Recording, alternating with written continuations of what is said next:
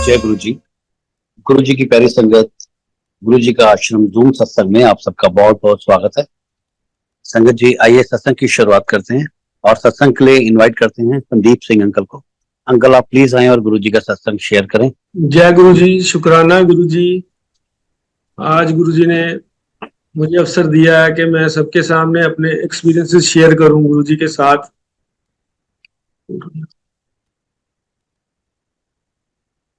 मेरी जर्नी गुरु जी के साथ 92-93 में शुरू हुई, जब गुरु जी जलंधर में होते थे। मैं अमृतसर का रहने वाला हूं और गुरु जी से मिलने जलंधर जाते थे हम।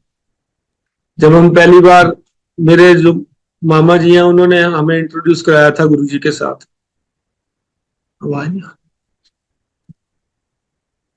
तो हम सिख फैमिली को बिलोंग करते हैं, तो हमें इतना था कि गुरुजी से हम मिलने जा रहे हैं, गुरुजी कौन है, कैसे हैं, ये मन में बहुत शंका थी हमारे। जो सब बोलते थे कि गुरुजी ऐसे करते हैं, ऐसे करते हैं, किसी को बुलाते हैं, किसी को नहीं बुलाते हैं, हमारे मन में बहुत था ये।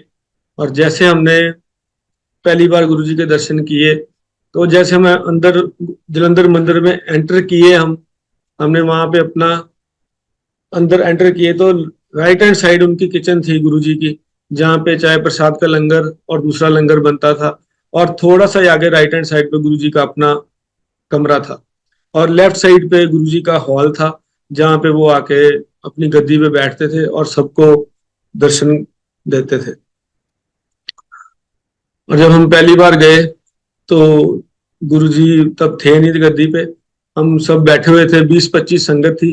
गुरुजी, तब ऐसा होता था, गुरुजी उन्होंने टाइम दिया होता था हर संगत को कि आप इस दिन आओगे, इतने बजे आना आप। तो उनकी जाते तो उनके कहने पे थे, फिर अपनी मर्जी से ही वो भेजते थे कि जब उनका दिल करता था कि जैसे अमृतसर की संगत अब जाए और वहां दूसरी संगत आएगी, वो 25-30 संगत को अपने हॉल में रखते थे, और गुरबानी वहां पे पूरी टाइम वहां पे गुरबानी चलती थी वहां पे।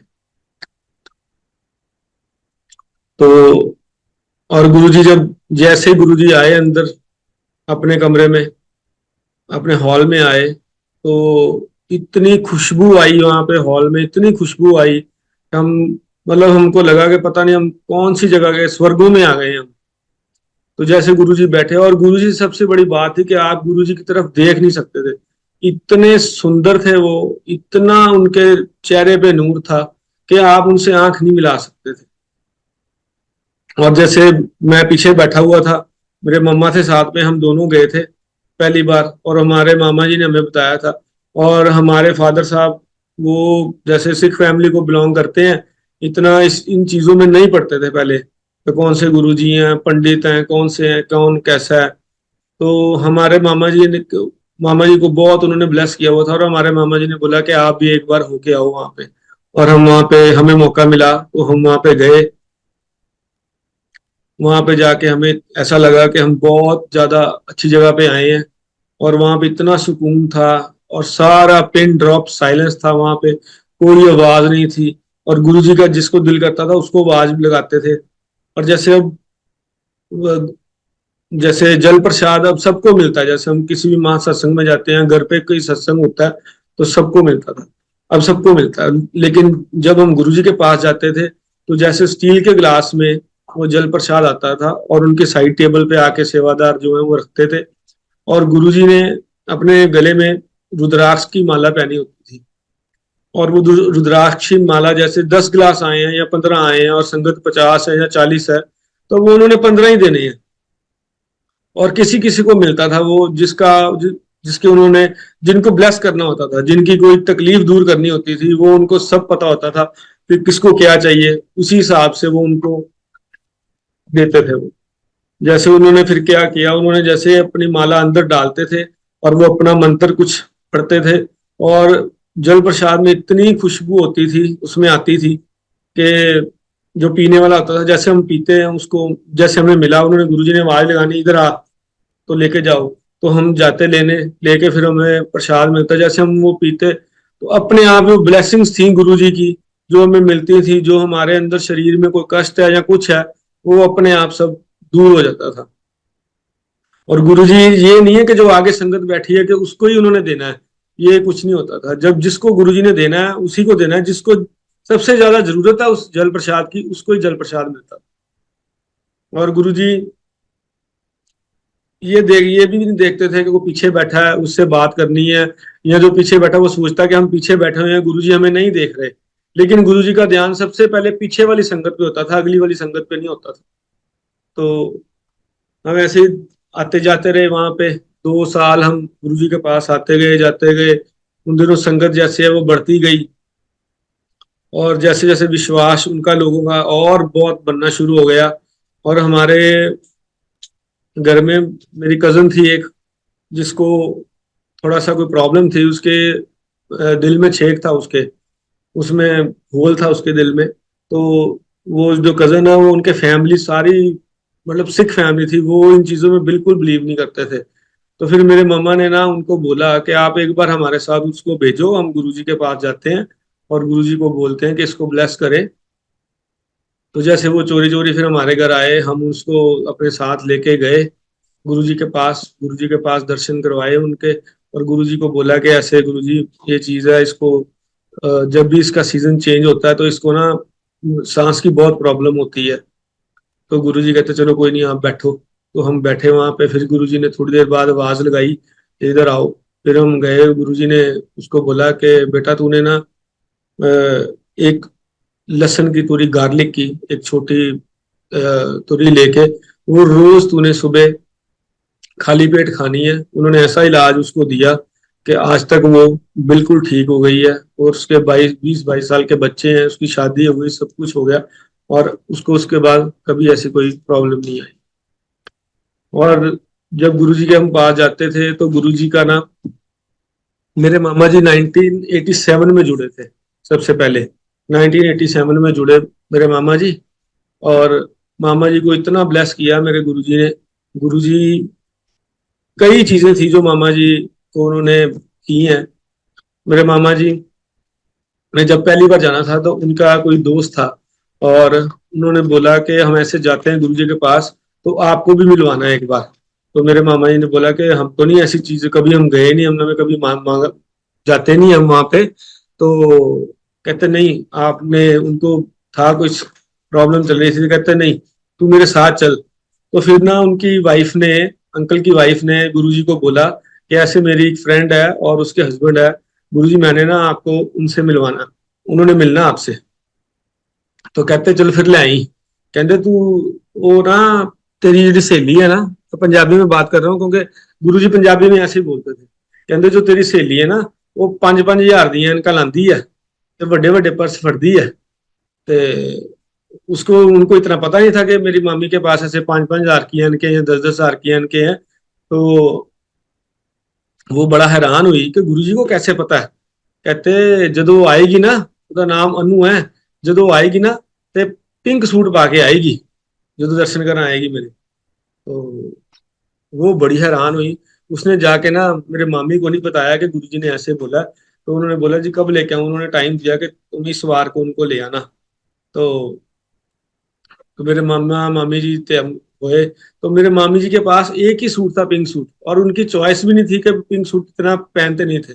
तो बाय चांस उस दिन उन्होंने पिंक सूट ही डाला, और पिंक सूट डाल के तो तैयारी की जाने की। वहां पे गए, जैसे उन्होंने अपनी बाहर चप्पल उतारी तो अंदर जाने लगे, तो गुरुजी के सामने ही वो, गुरुजी अंदर कमरे में अपने जा रहे थे। तो कहते आ गई इन आंटी। तो कहते हाँ जी। तो वो भी बड़े हैरान हुए कि इनको मेरा नाम कैसे पता चला। तो फिर साथ में उनकी फ्रेंड थी, कहते तेन किया सी ना पिंक सूट पा के आएगी। तो उन्होंने एक और बात बताई थी कि उनके ना तब गाल पे ना पिंपल हुआ हुआ था। कहते थे ना गाल पे ना किल पे, किल होया है किल। तो वो वही था कि मामी जी को तब पिंपल भी हुआ था। तो सारी बातें उन्होंने पहले ही गुरुजी ने उनकी फ्रेंड को बता दी हुई थी कि ऐसे वो आएंगे, ऐसे मेरे पास बैठेंगे, ऐसे होएगा। तो वो जब गए तो जब गुरुजी अंदर आए अपनी गद्दी पे, तो गुरुजी ने आके बोला कि हाँ जी। तो फिर उन्होंने अपनी जो प्रॉब्लम थी वो बताई, वो किया। फिर गुरुजी ने उनको कोई पाठ दिया करने को। गुरुजी बेसिकली पाठ देते थे पढ़ने के लिए कि आप ये पाठ करो और ये आपकी दिक्कत सब दूर होएगी।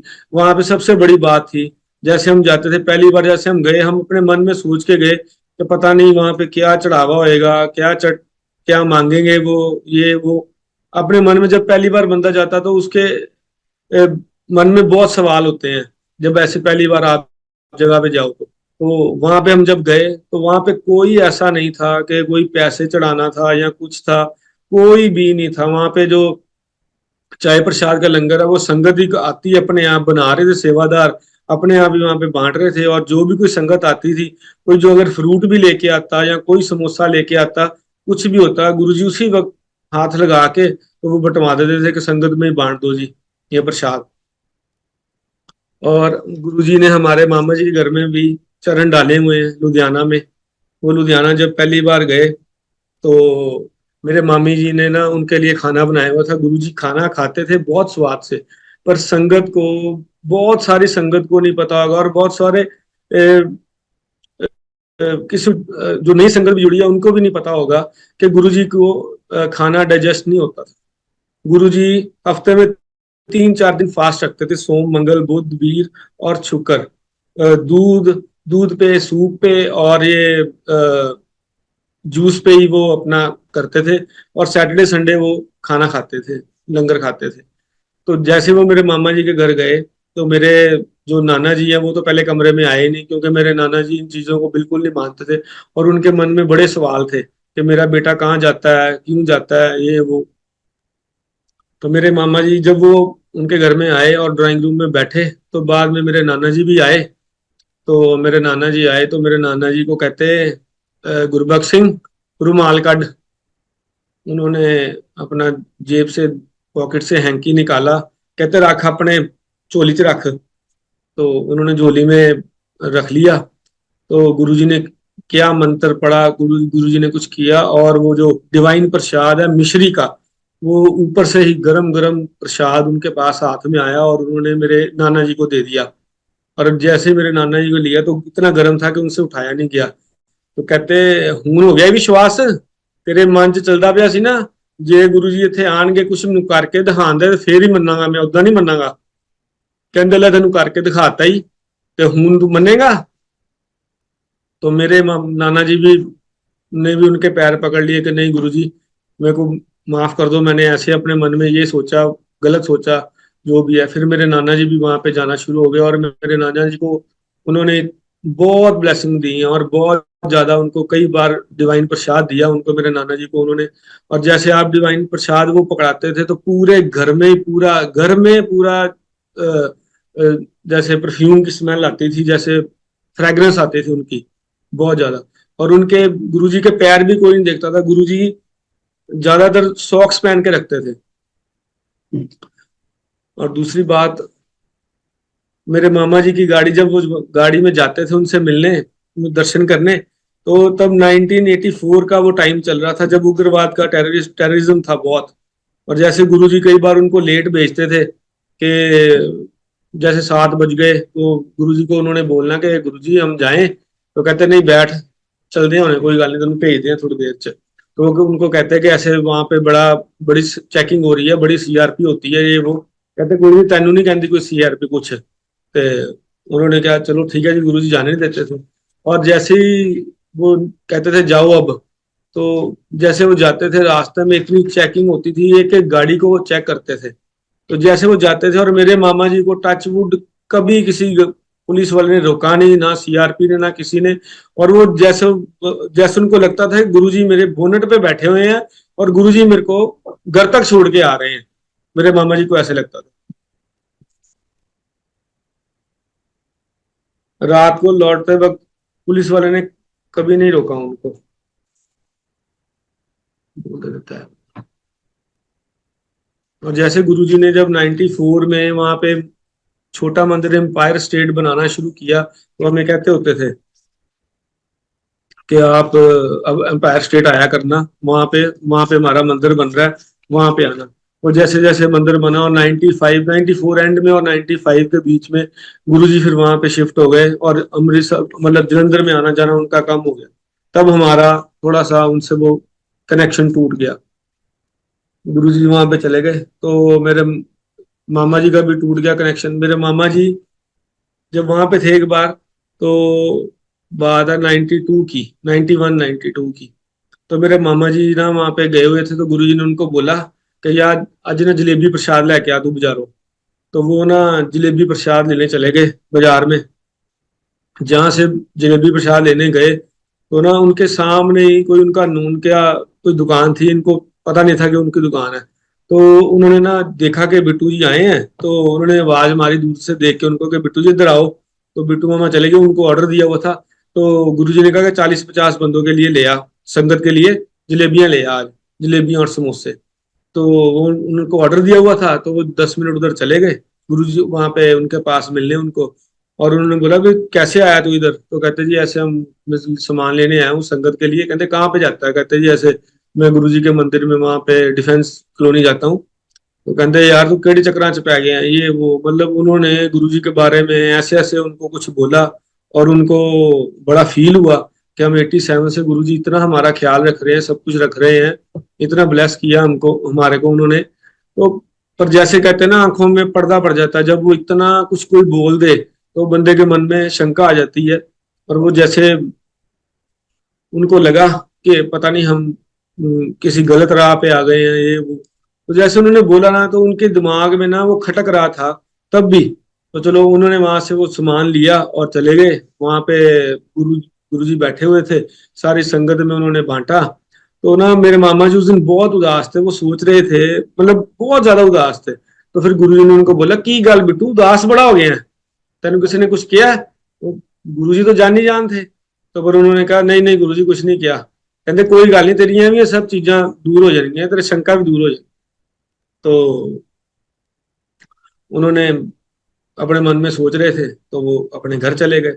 घर जाके तो मेरे मामी ने भी पूछा कि आज तुसी बड़े उदास उदास हो गए हो तुसी, मतलब पहला तो इन्ने शौक नाल गए फटाफट तुसी, उस तो बाद आए भी 10 20 25 मिनट बाद तुसी आए, लेट भी आए, पर ਤੁਹਾਡੇ दिल च खुशी नहीं सी ਤੁਹਾਡੇ मन ते ये वो कहते नहीं नहीं कुछ नहीं आया कुछ नहीं आया। पर उनके अंदर दिमाग में बहुत चल रहा था कि ये क्या मैं कर रहा हूँ, ये वो। फिर उनके दिमाग में आया, वो थोड़ा थोड़ा गुरुजी के पास कम जाना शुरू हो गए। और गुरुजी फिर 94 में वहां पे चले गए। तो मेरे मम्मा बहुत ज्यादा बोले वाले थे। तो जैसे हमारा काम था, कोई रेडीमेड का हमारा काम था पहले। तो मेरे मम्मा ने ना गुरुजी को बोला, मेरे मम्मा को बहुत प्यार करते थे गुरुजी, बड़ी ब्लेस किया उनको। तो कहते गुरुजी मैं ना ਤੁਹਾਡੇ ਵਾਸਤੇ ਕੋਈ ਚੀਜ਼ ਲਿਆਣਾ ਚਾਹਨੀ ਆ ਆਪਣੀ ਦੁਕਾਨ ਤੋਂ।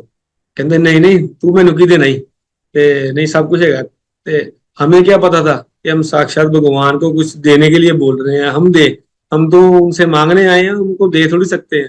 पर वो बोलेपन में मेरे मम्मा ने बोल दिया कि नहीं गुरुजी मैं कुछ ले आना है, कुछ जो ਤੁਹਾਨੂੰ ਚੀਜ਼ ਚੰਗਾ। ਕਹਿੰਦੇ ਕੀ ਹੁੰਦਾ ਤੇਰੀ ਦੁਕਾਨ ਤੇ ਉਹ ਕਹਿੰਦੇ ਸਭ ਕੁਝ ਹੁੰਦਾ ਜੀ, ਮਤਲਬ ਸਵੈਟਰ ਸੂਟਰ, ਕੋਈ ਸ਼ਰਟਾਂ ਪੈਂਟਾਂ, ਕੋਈ ਸਾਡੇ ਕੋਲ ਬੈੱਡ ਕਵਰਸ ਹੁੰਦੇ ਆ, ਇਹ ਉਹ। ਕਹਿੰਦੇ ਚੱਲ ਫਿਰ ਅਗਲੀ ਵਾਰੀ ਚੱਦਰ ਲੈ ਆਈ ਇੱਕ ਜਦੋਂ ਆਏਗੀ। तो हम जब दोबारा गए अगली बार, तो हम वहां पे बेडशीट लेके गए तो गुरुजी के लिए।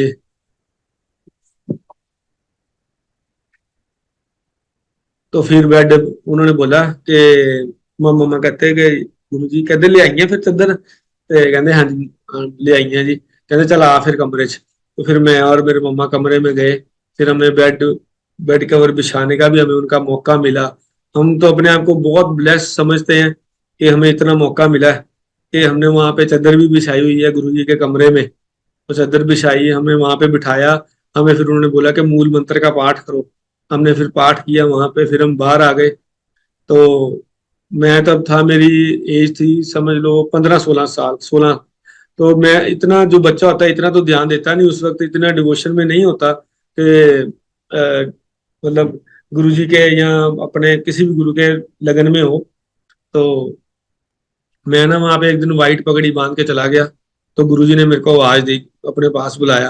कहते ये लाइट कलर दी पग्गा ना बनिया कर। मैं कहा ठीक है जी। कहते ब्राइट कलर दी बनिया कर, तेरा रंग बड़ा साफ है, तो ब्राइट रंग दी पग्गा बनिया कर, लाइट रंग दी पग नहीं बननी। तो फिर मैंने कहा ठीक है जी। कहते बॉटल ग्रीन, मैरून, रेड, ऐसी ऐसी पगड़ी बांधा कर। मैंने कहा ठीक है गुरुजी।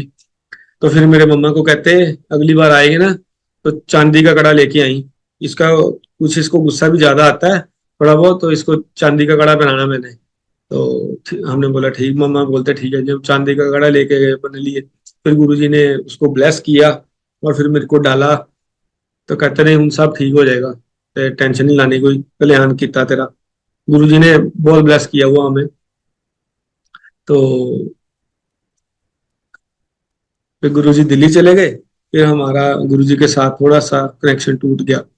और हमारी कॉलोनी में 2021 में, जहाँ हम अब रहते हैं, वहां पे 2021 में ना पहली बार मेरी वाइफ और मेरा बेटा बड़ा, वो दोनों किसी सत्संग में गए। सत्संग में नहीं, वो किसी ने इनवाइट किया कि जैसे हमारे वहां पे कीर्तन होते हैं, उन्होंने बोला जी कीर्तन है तो हमारे घर आना, तो 4 से 6। तो वो पहले चले गए 5 बजे। तो हम जो जेंट्स थे, तो हमने सोचा कि लंगर के टाइम पे ही जाएंगे, 4 से 6 का टाइम है, तो लंगर के टाइम पे जाएंगे। हम 5:45 हम सारे जो जेंट्स थे वो चले गए। कॉलोनी में था। हम जैसे गए अंदर, मत्था टेकने गया जैसे मैं, तो मैंने वहां पे गुरुजी की गद्दी देखी। तो मैंने मतलब मैं देख के हैरान हो गया कि एकदम ये संगत, कैसी संगत आई हुई थी वहां पे। इतनी जो गुरुजी को, तब मैंने बीच में इतना कट ऑफ हो गए थे, मेरे को पता ही नहीं था कि गुरुजी अब दिल्ली में है, कहाँ पे हैं, और कुछ भी नहीं पता कि गुरुजी समाधि ले चुके हुए हैं, चोला छोड़ चुके हैं, कुछ भी नहीं पता था हमें तब। तो बस सुना था कि गुरुजी एक बार वहां पे चले गए हैं, बहुत बड़ा मंदिर बन गया है। और हमारा लिंक टूट गया। हमारे पास इतना तब था नहीं था, कोई ना इतना जाने का आने का, इतना छोड़ के जा नहीं सकते थे अपना काम में। तो हम जितनी दूर जा नहीं सकते, तो हम वहां पे हमारा मिस हो गया दिल्ली जाना तब। तो जैसे छूट गया 2021 में, जैसे मेरी वाइफ गई, मेरा बेटा गया। तो जब मैं वहां पे मत्था टेका, तो मैंने ना ऐसे मेरे मुंह से निकल गया, वहां पे सेवादार खड़े थे, तो मैंने कहा जी मैं तो गुरु जी को मिला हुआ, मैंने दर्शन किए हुए इनके। तो वो सारे जो वहां पे सेवादार थे, वो मेरे से पूछने लगे आप गुरु जी से कैसे मिले, आप गुरु जी को कैसे मिले, आप गुरु जी को देखा हुआ आपने। मैंने कहा हाँ जी, मैं तो गुरु जी से साक्षात दर्शन किए हुए हैं। ये वो उन्होंने ना मेरे पैरों में हाथ लगाने शुरू कर दिए, मेरे घुटने पे। अब नहीं आप तो मिले जी। मैंने कहा नहीं नहीं अंकल। तो तब मुझे पता लगा कि अब सबको वो अंकल हाँ। आंटी वाला सिस्टम बोलते हैं, कि अंकल बोलते हैं, आंटी बोलते हैं। तो जैसे हम फिर मैं जाना शुरू हुआ। जैसे मेरी वाइफ तो जाती थी, तो मैं तो इतना जाता नहीं था सत्संग में, मैं फिर जुड़ा नहीं इतना। फिर मेरे बेटा और मेरी वाइफ जाते रहे, मतलब जैसे कभी हफ्ते बाद होना कहीं पे सत्संग, उन्होंने जाना, जैसे इनविटेशन आना कि सत्संग है आना। तो फिर दिसंबर में, 24 दिसंबर 2021 को गुरुजी ने ना मुझे ड्रीम दर्शन दी। तो मैं अकेला कमरे में सोया हुआ था नीचे, और सर्दी के दिन थे, मैंने कंबल ओढ़ा हुआ था, ब्लैंकेट। तो आप मानोगे नहीं, गुरुजी ने मेरे को नींद में था बिल्कुल, मैं ड्रीम दर्शन दिए। और उन्होंने उस दिन ऑरेंज कलर का चोला पहना हुआ था, ऑरेंज कलर का। और मेरे को ना पकड़ के साथ में ना सत्संग में ले गए कहीं। तो मेरे को समझ नहीं आया कि मेरे साथ क्या हुआ है। और मेरी बॉडी पूरी शिवरिंग होनी शुरू हो गई, और मुझे इतना पसीना आ गया। और मैं नींद में बोली जा रहा हूँ कि जय गुरु जी, जय गुरु जी, जय गुरु जी। और मुझे समझ ही नहीं आया कि मेरे साथ क्या हुआ है। और 2-3 मिनट बाद वो सब कुछ वॉश हो गया मेरे दिमाग से, कि गुरुजी मेरे को कहाँ पे लेके गए हैं, कहाँ पे मेरे को दर्शन कराए हैं, मेरे को ये भी नहीं कुछ पता। तो मैं जैसे सुबह उठा, तो मैंने अपने वाइफ को बोला, आंटी को, कि मेरे को ना रात को ऐसे मेरे साथ ये चीज हुई है। तो वो कहती है आप तो बहुत ब्लेस्ड हो, आपको ड्रीम दर्शन में आए हैं गुरुजी। तो वो गुरुजी ने दोबारा मेरे को पकड़ के अपने साथ जोड़ा उन्होंने, कि नहीं बेटा तूने, मैंने फिर 4-5 दिन बाद ना, फिर रात को ऐसे ही गुरुजी मेरे ड्रीम दर्शन में आए, और उन्होंने मेरे को जलंधर की सारे मंदिर की दोबारा मेरे को दर्शन कराए, कि तू ऐसे आया है। मैंने फिर उनसे माफी मांगी, को बोला कि गुरुजी मुझे माफ कर दो, मैं तो भूल गया, मैंने आपका साथ छोड़ दिया, मैं मंदिर आना आना दोबारा जुड़ना चाहता हूँ आपसे। तो गुरुजी ने बोला कि मैं तेन छड्डिया ही कदों सी जो तू मेरे नाल जुड़ना, मैं तू तेन मैं छड्डिया ही नहीं कदी भी। अब मानोगे नहीं, अगले दिन जैसे 29 की बात है, ये होगी बात 29 दिसंबर की। तो जैसे ही 31st के बाद ना, हम 31st पे कहीं गए हुए थे पार्टी में। तो मैंने अगले दिन सोचा हुआ था कि मैंने सुबह उठते सबसे पहले, 1 तारीख है, 1 जनवरी है, और मैंने जलंधर मंदिर माथा टेकने जाना है। तो मैं अगले दिन ही गुरु जी मेरे को लेके गए वहां पे। जैसे उन्होंने मेरे को रात को 2 दिन पहले मतलब ड्रीम दर्शन में कहा कि मैं तेरे से जुड़ा, तू मेरे से जुड़ा हुआ है, मैंने नहीं तेरे को छोड़ा, कुछ भी नहीं किया। तो फिर मैं गुरुजी से माफी मांगी और जलंधर मंदिर सबसे पहले मैं मत्था टेक के आया। वहां पे पुरानी अपने वहां पे जहाँ पे हम जाते थे, तो वहां पे मैं देख के मुझे इतनी खुशी हुई कि गुरुजी को इतनी मानने वाली संगत हो गई है, इतनी मानने वाली। तब तो था कि हम देखते थे सिर्फ 40-50 संगत जो हमारे टाइम पे होती थी एक टाइम पे, लेकिन वहां पे जैसे कोई कर्नल साहब आ रहे हैं, कोई आर्मी से आ रहे हैं, कोई डॉक्टर आ रहे हैं, कोई गवर्नमेंट जॉब वाले हैं, इतनी संगत होती थी गुरुजी के पास। और कोई अपने कष्ट लेके आ रहा, कुछ लेके आ रहा। और कई बार गुरुजी तो कहते होते थे, कहते यार तुम सब मेरे को कुछ ना कुछ मंगन ही आंदे हो, जो मैं देना चाहना हो तुम मेरे को नहीं मंगते। तो गुरुजी बस ये था कि नाम देना चाहते थे कि आप पाठ करो, ये करो, आप सत्संग सुनो, यहाँ पे आके 2 घंटे गुरबानी सुनो, और अपने जो आपके मन में सवाल है वो आपके जो जवाब है आपको गुरबानी से ही मिल जाने हैं। कि अब इसको कैसे आपने ठीक करना है, जो आपने कोई गलती की है वो ऐसे ठीक होनी है आपकी। तो ऐसे ही 2022 की बात है, दिसंबर की। मैं ना यहाँ पे 2022 अमृतसर में संगत कोई यहाँ पे महासत्संग था, तो ना मैं वहां पे गया। तो वहां पे क्या हुआ कि जैसे बाहर बाउंसर थे खड़े, तो पास दिए हुए थे संगत के आने के लिए, कोई पास दिखाएगा तो उसको अंदर जाने देंगे। तो मैं जब ऐसे अंदर गया तो मैंने सोचा कि गुरुजी आपके टाइम पे तो ये कोई चीजें नहीं थी कि कोई पास दे रहा है और बाहर में बाउंसर खड़े हैं, बाहर अंदर एंट्री के पहले वो चेक कर रहे हैं और आप अंदर संगत को भेज रहे हैं। वहां पे तो खुले दर्शन थे आपके, तो दुनिया आपके दर्शन कर रही है, संगत आपकी दर्शन कर रही है। जैसे हम अंदर गए, हमें तो गुरुजी से सत्संग में बैठना था, हमें सुनना था, हमें क्या था, हम तो गए अंदर सुनने। सत्संग हमने पूरा सुना। जैसे वो भोग लगाने का टाइम आया, आरती का टाइम आया, पहले भोग लगाने का टाइम आया तो उन्होंने बोला जी कि कोई आगे नहीं आएगा, ये परिवार वाले जो हैं यही करेंगे सब, जिन्होंने जैसे किया हुआ था मिलजुल के सबने मात सत्संग। वही 2-3 परिवार थे, वो उन्होंने भोग लगाया, उन्होंने चाय प्रसाद का ये वो। तो फिर बाद में जब आरती होने लगी फिर उन्होंने बोल दिया कि कोई संगत नहीं उठेगी और सब वहीं पे बैठ के ही आरती करेंगे, यहीं पे आपको आरती मिलेगी, तो आप बस वहीं पे बैठोगे, परिवार वाले ही आरती करेंगे। और मेरे मन में आया कि मैं तब सोचा, वो 26 दिसंबर की बात थी, और मेरे मन में आया कि गुरुजी ये क्या हो रहा है, और मैं कभी आपके पास वहां पे स्टेज पे आऊंगा वहां पे। तो मुझे नहीं पता था कि गुरुजी ने मेरे को इतनी जल्दी अपने पास स्टेज पे बुला लेना। तो मैं वहां पे स्टेज पे जैसे 1 जून को ना हमारे यहाँ पे 1 जनवरी को, जैसे 1 जनवरी को 2023 को यहाँ पे सत्संग था, बहुत बड़ा महासत्संग था। तो मैं वहां पे गया, वहां पे मेरे को ना किसी मेरा दोस्त है, तो उन्होंने जैसे मेरे को इंट्रोड्यूस कराया हुआ था, कहते वहां पे ना कोई सेवा करनी है हमने किसी चीज की। तो मैंने कहा ठीक है जी, हमने कोई सेवा, उन्होंने हमें बोली ये करना है, तो हमने किया हुआ था। तो मेरा जैसे 1 जनवरी था, पहले मैं सुबह यहाँ पे अमृतसर में रहता हूँ, पहले दरबार साहब अपने दर्शन करने गया। फिर मैं एक और गुरुद्वारे जाता हूँ, वहां पे दर्शन किए, संडे था उस दिन। तो मैं जैसे ही घर आया तो मेरे को मेरा दोस्त लेने आ गया, कहता 3 से 5 का सत्संग था, तो अभी 12, साढ़े 12 बजे थे। फिर चल चल यार हम चले, हमने वहां पे ना सेवा भी करनी है। तो मैंने कहा ऐसे थोड़ी सेवा मिल जाती है, वो सेवादार वहां पे इतने होते हैं, तो सेवा थोड़ी मिलेगी हमें। उनके नाम लिखे होते हैं जिन्होंने सेवा करनी होती है, तो उनकी लिस्ट बनी होती है। कहता नहीं नहीं कोई बात नहीं गुरुजी, हमें अपने आप सेवा देंगे, तू चल मेरे साथ चल, हम पहले चल जाते हैं, तो वहां पे जाके हमें मिल जाएगी सेवा। जैसे हम वहां पे गए तो सत्संग में एंटर किए, तो सेवादार जैसे 1 घंटा पहले, साढ़े 1.5 घंटा पहले आ जाते हैं। सबने अपनी सेवा पकड़ी हुई थी, कोई किसी ने टॉवल पकड़ा था, किसी ने सैनिटाइजर पकड़ा हुआ था, कि कोई जल प्रसाद की सेवा कर रहा था बाहर से ही, जैसे जो संगत अंदर जा रहे थे उनको जल प्रसाद दे रहे थे। तो मेरे दोस्त ने अंदर जाके अंकल को बोला कि हमें कोई सेवा दे दो, हमें जूड़े की सेवा दे दो, कोई दे दो। कहते नहीं जी कोई नहीं मिलेगी अभी, आप अंदर जाके आराम से बैठो, अंदर आप सत्संग सुनो। तो हम तो गए थे सेवा करने अपने मूड में कि गुरुजी आज आप हमें सेवा दो। तो मेरा दोस्त था तो थोड़ा सा ना किसी अंकल के साथ गर्म हो गया कि नहीं जी हमें भी करने दो थोड़ी सेवा, ये वो।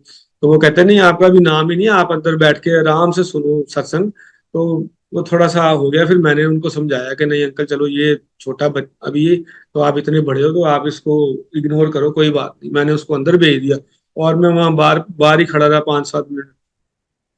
तो वो अंकल मेरे पास आए, कहते यार कैसा बंदा तेरा दोस्त है इतना। मैंने कहा नहीं अंकल चलो, अब वो सोच के आया था शायद हमें सेवा मिल जाए, तो सेवा भावना में कोई आपको अगर गलत बोल गया तो चलो मैं उसकी तरफ से आपसे माफी मांगता हूँ। कहते नहीं नहीं अंकल, कहते नहीं कोई बात नहीं बेटा, तू कर ले सेवा, तू ना जल प्रसाद की सेवा कर, कोई बात नहीं। तो मेरे को उन्होंने बाहर जल प्रसाद की, जैसे ही संगत अंदर एंटर कर रही थी हॉल से पहले, तो मेरे को जल प्रसाद की सेवा दे दी उन्होंने। तो मैं जल प्रसाद जो भी आ रहा था उनको बोल रहा था जय गुरु जी, तो साथ में जल प्रसाद उनको एक एक बॉटल दे रहा था। तो जैसे ही समझ लो 4, 4:15 बजे होंगे, तो मेरे को नहीं पता था वो किस किसने ऑर्गेनाइज कराया हुआ, तब कौन है जो पीछे कर रहा है सब कुछ ये वो। वहां से दिल्ली से भी सेवादार आए हुए थे गुरु जी के आश्रम से तब, तो जलंधर से भी सेवादार आए हुए थे। तो मुझे मैं तो इतना नहीं जानता था किसी को भी तब। तो मेरे पास एक आंटी आए, तो मतलब वो मेरे को कहते अंकल आज ना आपने अंदर आओ, आज आपने भोग लगवाना है गुरु जी। तो मैं ना एकदम एकदम से मैं पहले डर गया कि ये क्या हो गया, मेरे को इन्होंने बुला लिया है। तो मैं ना मैं समझ लो जो संगत थी उस दिन 2,500-3,000 संगत थी अंदर उस दिन हॉल में सारी, और सरदार थे 3-4 अंदर, टोटल 4 या 5 होंगे। तो मेरे को अपने आप में लगा कि मैं अकेला कैसे जाऊंगा सत भोग लगाने। तो आप देखोगे गुरु जी ने कितनी जल्दी मेरी ये अरदास सुनी।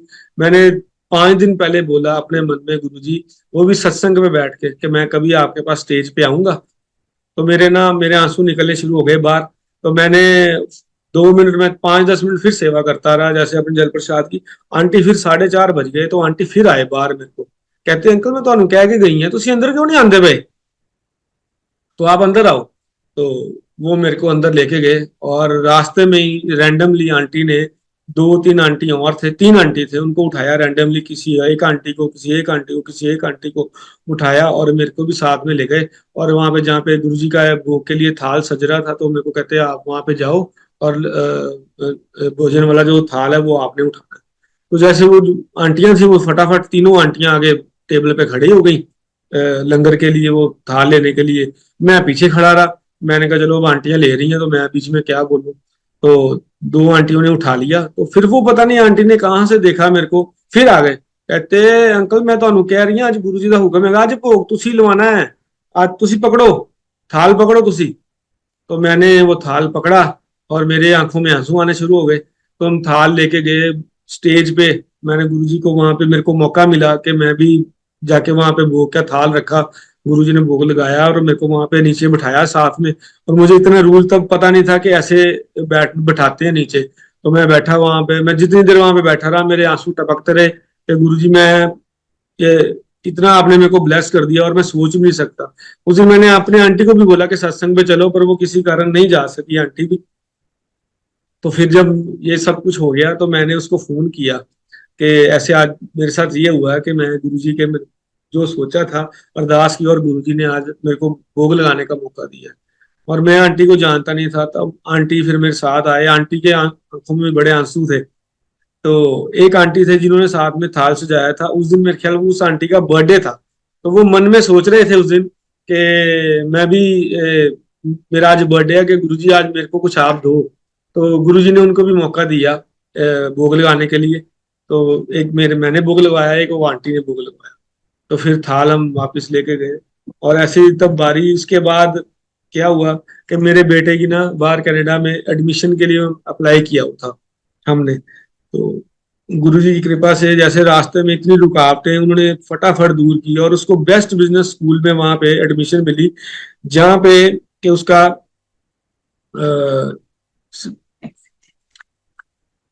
एक्सेप्टेंस रेट था उनका सिर्फ 6%। तो उसमें से मेरे बेटे की भी सिलेक्शन हो गई। ये गुरुजी की इतनी कृपा हुई, तो वो गुरुजी से बहुत जुड़ा हुआ था मेरा बेटा। और हमने सोचा कि हम उसको अकेले भेज रहे हैं, कैसे करेंगे सब कुछ ये वो। फिर उसकी बारी आई वीजा लगने की। तो हमने वीजा अप्लाई किया उसका। जब वीजा अप्लाई किया, और किसी बच्चे का यहाँ पे जैसे वो कोरोना के दौरान वो सारे पीछे जेट वो लगा हुआ था, बैकलॉग लगा हुआ था, अभी किसी के नहीं आ रहे थे क्योंकि बहुत पेंडिंग चल रहे थे वीजा। तो जैसे इसका सितंबर में इनटेक था, तो 3 सितंबर को इसको वहां पे पहुंचना था। तो इसका अगस्त, मतलब अगस्त तक इसका वीजा नहीं आया। और सारे किसी का भी नहीं आया, अमृतसर में किसी का भी बच्चे का वीजा नहीं आया। और जिस एजेंट से अप्लाई किया हुआ था, और उसने बोला हुआ था कि जब भी आपको जैसे रात को इंफॉर्मेशन आती है, क्योंकि हमारे यहाँ पे रात होती है, कनाडा में दिन चढ़ होता है वहां पे, तो आनी आपको रात को इंटीमेशन जो भी आएगी आपको इन्फॉर्मेशन तो रात को ही आएगी। तो एक दिन मेरा बेटा ना बड़ा उदास हो गया, कहता पापा मेरा यहाँ पे भी मेरा साल खराब हो गया, तो मैं अब क्या करूंगा। मैंने यहाँ तो मेरा कुछ बन जाए हफ्ते में, अगर इस हफ्ते में आगे आ गया, नहीं तो मैंने यहाँ से अब नहीं जाना। और मेरे अभी मेरा चांस यहाँ पे बन सकता तो यहीं पे बना लेते हैं, अब नहीं मैंने जाना पे। तो जैसे बड़ा उदास हुआ और अपने कमरे, रात को बैठा था हमारे पास 10 बजे, फिर अपने कमरे में सोने चला गया। तो हम भी सोने लगे। तो फिर मैंने गुरु जी को अरदास की कि गुरु जी अब बड़ा देर हो गया, इसका वीजा आ नहीं रहा किसी का भी, तो आप ना जो भी है ना डिसीजन, यस और नो में जो भी है आप कोई इशारा दे दो हमें, ताकि इसका हम करेंगे यहाँ इंडिया में इसके एडमिशन कराएं। नहीं तो फिर अगर आपने इसको भेजना ही है तो हमें पता चले कि गुरु जी ने इसको भेजना है, तो हम फिर उसको पेंडिंग में डालें।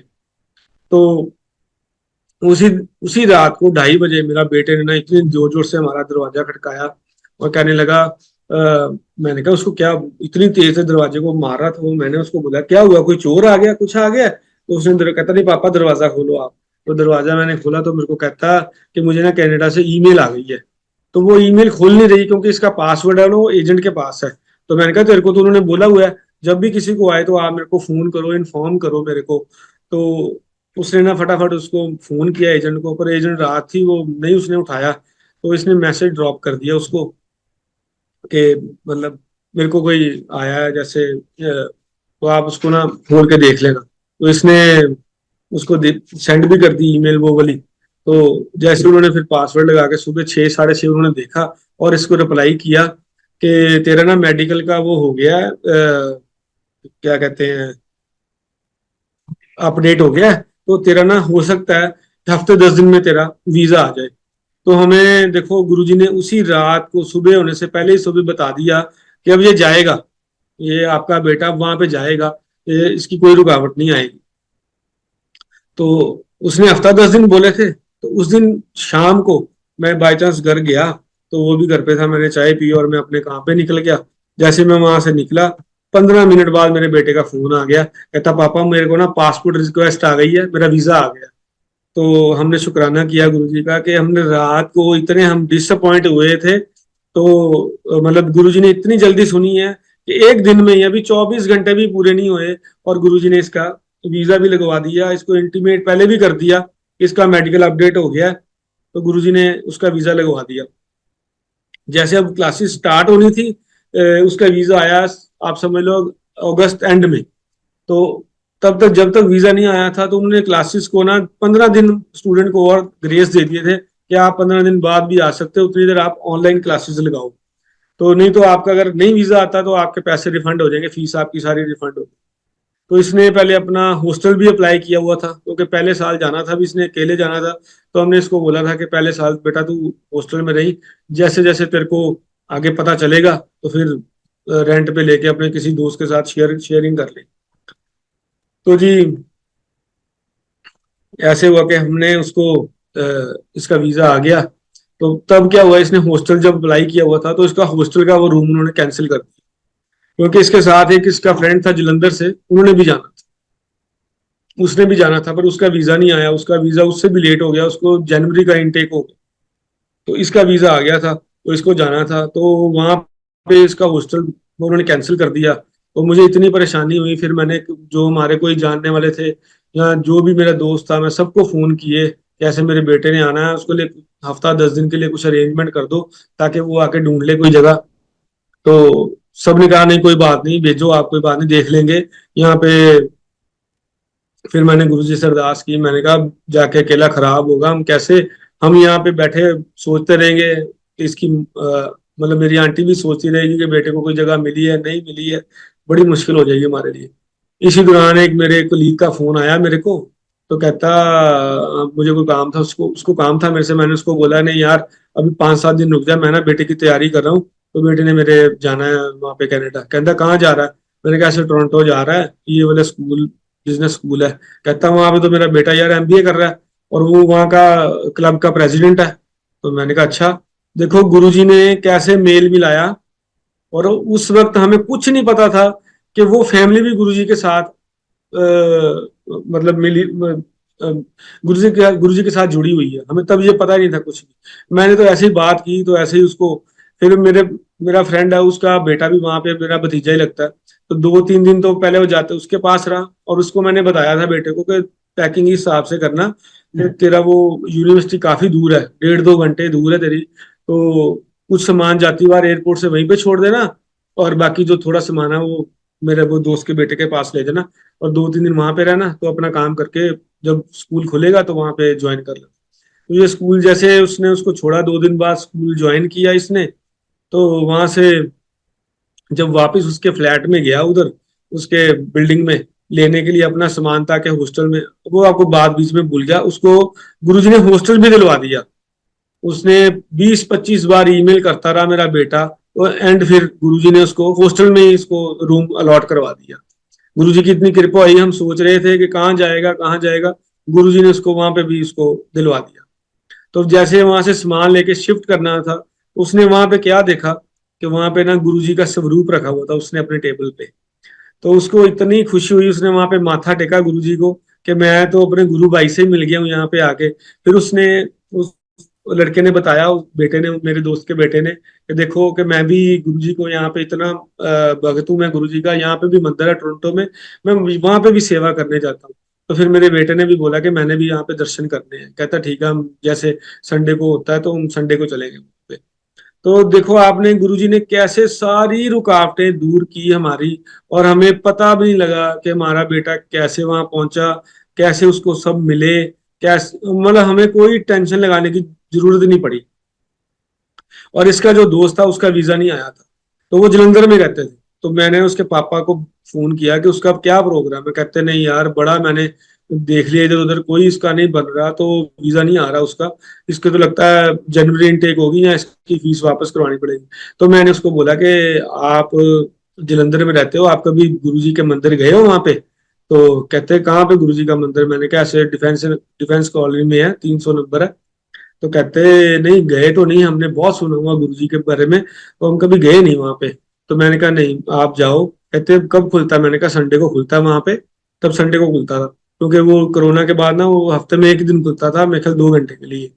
तो मैंने कहा, कहते मैं कहा नहीं आप बाहर से मत्था टेक के आओ, कोई बात नहीं, आप अरदास करके आओ कि मेरे बेटा का काम हो और दोनों बच्चे इकट्ठे जाएं। तो कहते चलो ठीक है। फिर वो गुरु जी के वहां पे मंदिर मत्था टेक के आए, 2-3 बार गए, तो उसका भी वीजा थोड़ा लेट हो गया।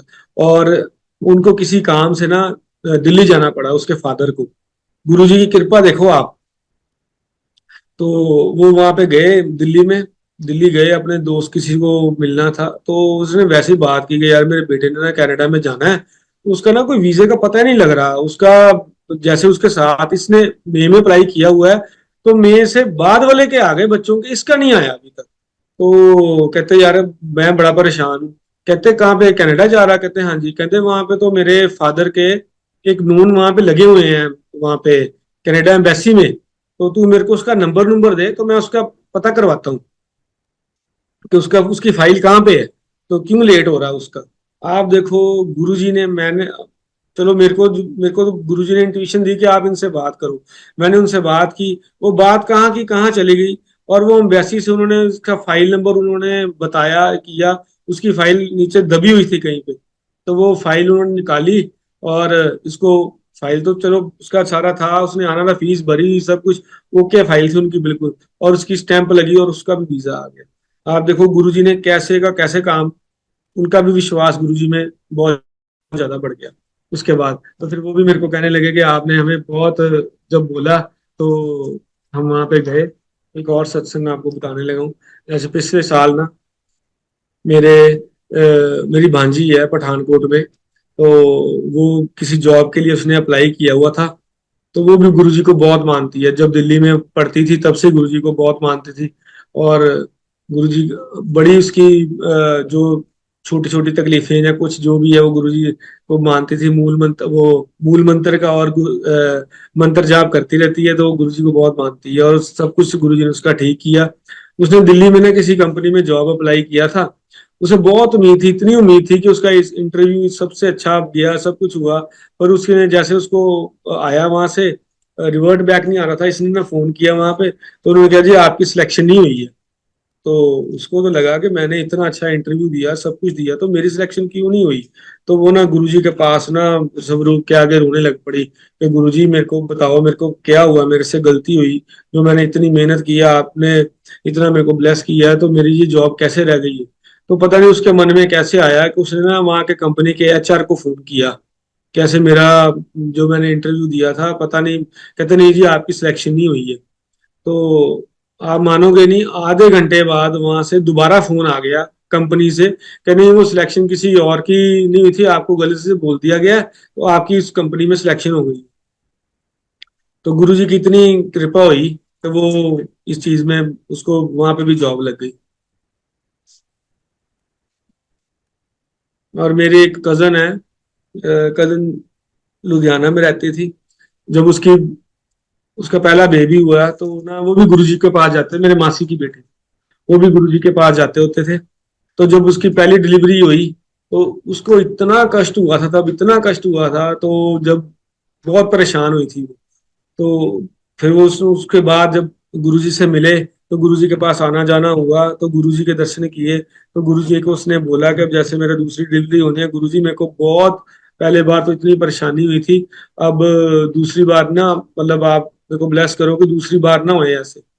तो गुरुजी ने उसको बोला नहीं कुछ नहीं होगा, वो पान के पत्तों के साथ ना उसके पेट पे रख के ना 7 पान के पत्ते, तो उसका कोई ट्रीटमेंट किया उन्होंने। तो जब उसका दूसरा बेबी हुआ, आप मानोगे नहीं, उसको ना कुछ खाने को दिल कर रहा था, हॉस्पिटल में थी। उसने मेरे मामा जी को बोला कि मेरा ना ये कुछ खाने को दिल कर रहा है, तो कहते अच्छा मैं लेके आता हूँ। तो जैसे वो लेने गए, लेके जब आए तो उसका बेबी हो चुका हुआ था। तो आके जब उन्होंने बोला कि उसको सोनू को तो खाने के लिए मैं लाया हूँ, कहते उसका तो बेबी भी हो गया। मतलब गुरुजी ने बिना किसी तकलीफ के, मतलब उस 10 मिनट में उसका बेबी हो गया, सब ठीक ठाक हो गया, और किसी को पता भी नहीं चला कि क्या हुआ है, तो इतनी जल्दी हो गया सब कुछ। और दिल्ली में जब मेरे मामा जी ना, जैसे वो भी कट ऑफ हो गए थे गुरुजी के साथ, तो दिल्ली में उनके ना ब्रदर इन लॉ रहते हैं मेरे मामा जी के। तो उनके फादर हैं, वो भी सिख फैमिली को बिलोंग करते हैं और बड़े कट्टर सिख हैं। उनका ना 2 साल से ना पहले जब उनकी खांसी ठीक नहीं होती थी, उन्होंने कोई भी डॉक्टर था जो नहीं छोड़ा, जो गले का स्पेशलिस्ट था सबको दिखाया किया, उनको कोई फर्क नहीं पड़ा। और जैसे वो 10 सेकंड लिए रुकते थी, उसके बाद फिर शुरू हो जाती, जैसे छिड़ती थी खांसी, और वो चलती रहती थी रेगुलर। तो एक दिन उनका ड्राइवर नहीं आया, तो उन्होंने कैब बुक करवा ली दिल्ली में, तो अपने ऑफिस जाने के लिए। तो जब कैब बुक कराई तो कैब वाले ड्राइवर आया, तो ये गाड़ी में बैठे, तो ना कंटिन्यूस जैसे इनको खांसी आती थी वो खांसी करते रहे। तो ये कोरोना टाइम से पहले की बात। तो ना उसने ड्राइवर ने बोला अंकल तुसी बहुत खांसी कर रहे हो, आप बहुत खांसी कर रहे हो, क्या बात है, आपने किसी डॉक्टर को नहीं दिखाया। कहते यार मैं तो सब जगह इलाज करा चुका हूँ, मेरे को कोई फर्क नहीं पड़ रहा, तो मैं बड़ा परेशान हूँ। मेरी जब खांसी जब छिड़ती है ना, तो 15-15-20 मिनट रेगुलर आती है, फिर 5 मिनट 5 मिनट की रेस्ट मिलती है, फिर आती है ऐसे, मेरे को नहीं रुकती ये वाली। तो कहते मैं आपको एक बात बताऊं, आप ना यहाँ पे बड़े मंदिर है, यहाँ पे गुरु जी का मंदिर है छतरपुर में, तो आप वहां क्यों नहीं जाते माथा टेकने। तो कहते वहां पे तो यार हमने कभी सुना नहीं है। कहते नहीं आप वहां पे जाओ, और वहां पे जाओगे तो आपकी सारी दिक्कतें दूर हो जाएंगी, आप सच्चे मन से जाओ वहां पे। वहां पे चाय प्रसाद मिलता है, और चाय प्रसाद से सबकी दिक्कतें दूर होती हैं, आप चाय प्रसाद पियो। तो कहते चल ऐसे कर, फिर गाड़ी घुमा ले वहीं पे ही, अभी चलते हैं। तो कहते अभी तो आपने ऑफिस जाना है। कहते नहीं कोई बात नहीं, ऑफिस बाद में जाएंगे, पहले हम गुरुजी के मंदिर ही जाते हैं। और उनको कोई ख्याल नहीं, कोई दिमाग में नहीं कि आज ऑफिस जा रहा हूँ कि मैं गुरुजी के मंदिर जा रहा हूँ। वो रास्ते में कैसे प्लान चेंज हुआ, गुरुजी ने उनको बुलाना था अपने पास। जब गुरुजी ने बुलाना है तो कई रास्ते बन जाते हैं कि आपको अपने आप ही वो बुलाते हैं, अगर नहीं बुलाना तो वो घर बैठे भी आपको ब्लेस कर देते हैं। तो वो चले गए जी वहां पे गुरुजी के मंदिर में, माथा टेकने गए अंदर सब कुछ। और उनको भी लगा पहले कि पता नहीं यहाँ पे क्या कैसे चढ़ावा चढ़ेगा, क्या होगा, कुछ कैसे, उनको भी कुछ समझ नहीं आ रही। तो वो गए अंदर, मत्था टेका उन्होंने, माथा टेका, वो ड्राइवर भी साथ में था। वो जैसे जैसे लाइन में जाते रहे और सीधा ही वो जैसे लंगर हॉल में पहुंचे, माथा टेक के, माथा टेक के अंदर गए। तो अंदर जाके उन्होंने चाय प्रसाद लिया, उनको मिला चाय प्रसाद। जब उन्होंने पहला ही सिप लिया ना चाय प्रसाद का, जैसे और जैसे उन्होंने लिया तो उनको लगा कि मेरे गले में ना कुछ अ, हरकत हुई है। उन्होंने दूसरा सिप लिया, तीसरा, ऐसे करते करते सारी चाय पी उन्होंने। तो उनको लगा कि मेरे गले में ना 50% का वो जो ठीक हो गया। फिर उन्होंने एक चाय प्रसाद और मांगी उनसे कि मुझे एक चाय प्रसाद और दो। तो उन्होंने फिर चाय प्रसाद लेके फिर वो चाय प्रसाद पी, और उनको इतना रिलीफ मिला उससे। और उस दिन उन्होंने प्रसाद भी खाया वहां पे। तो जैसे आगे गाड़ी में बैठे तो उनको खांसी नहीं आ रही थी। तो ड्राइवर ने ना उनको बातें कर रहा था, ड्राइवर ने उनको बोला, सरदार जी आपने नोट किया कि आपको खांसी कम आ रही है? तो कहते हाँ यार, है तो मैं देखा नहीं।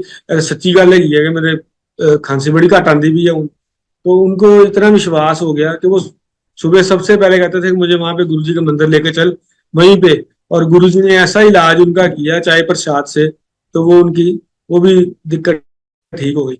तो फिर मेरे मामा जी भी जैसे कट ऑफ हुए थे, वो दिल्ली गए। तो उनके घर गए, जैसे ब्रदर इन लॉ के घर। तो उन्होंने ना देखा, अंकल ने पूछा की हाल अंकल ਤੁਹਾਡਾ ठीक है? कहते खांसी खुंसी तो आई लगता ठीक हो गई है थोड़ी बहुती। कहते हाँ जी मेरी खांसी बिल्कुल ठीक हो गई है। कहते फिर ਕਿਹੜੇ डॉक्टर ਨੂੰ ਦਿਖਾਇਆ? कहते डॉक्टर ਨੂੰ ਦਿਖਾਇਆ, मैं तो गुरु जी ਨੂੰ ਦਿਖਾਇਆ है। तो गुरु जी ने मैंने ਚਾਹ ਪ੍ਰਸਾਦ ਨਾਲ ਹੀ ਠੀਕ ਕਰ ਦਿੱਤਾ।